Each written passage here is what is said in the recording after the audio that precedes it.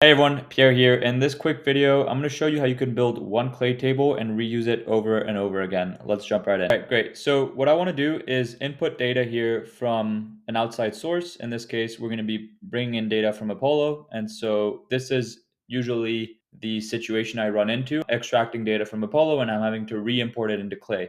The problem is that I don't know if this contact information that I'm getting from Apollo is accurate. And so I want to use my validator of choice into Clay, validate it. If it's not deliverable, then I can go and use what is called a waterfall enrichment to go and pull data, email information from a variety of sources, and then revalidate it, all of that in one table in Clay. So let me show you how I do this. So the first thing we want to do is import data, import from CSV. We'll drag and drop my Apollo data here. And so we'll let that load. We'll just sit in silence awkwardly until it does. Add to current table, and we'll go ahead and save and run this. As you can see, it's already mapping by default because I've used this table in the past, so it knows which columns to map the existing fields to. So pretty straightforward. This is where we do a little more of silent sitting. Oh, no, fairly quick. So as you can see, full names are coming in, email information is going in, and we are using our validator of choice. In this case, we're using a custom HTTP API request with bounce ban, which is not native within Clay. And so we're running that here.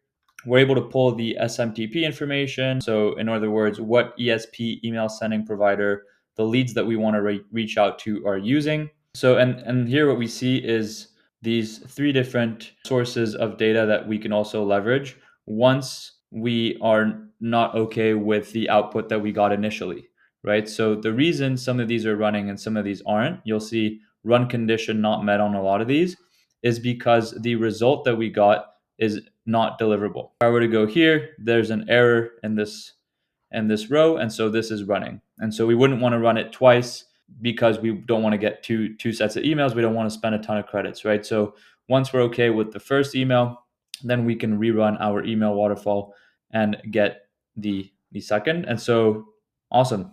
Again, just to recap, we are pulling in data from Apollo, validating with our custom validator here that we brought in via an API.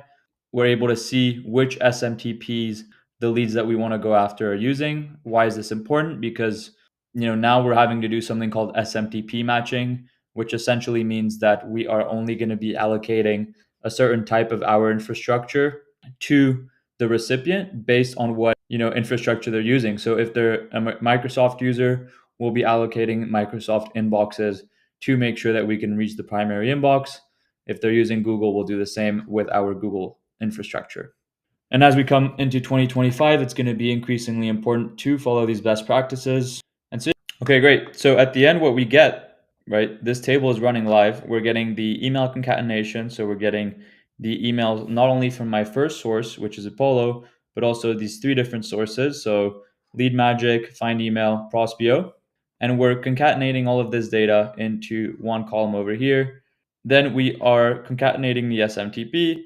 So we know which SMTP each lead that we're going to reach out to is using, and then the result concatenation. Once we have that, we can then pipe in this data into our sequencer, which in this case is SmartLead, and only reach out to deliverable leads, and then, of course, separate by Gmail and Outlook infrastructure. That's pretty much it. Let me know if you have any questions. Thanks. Bye.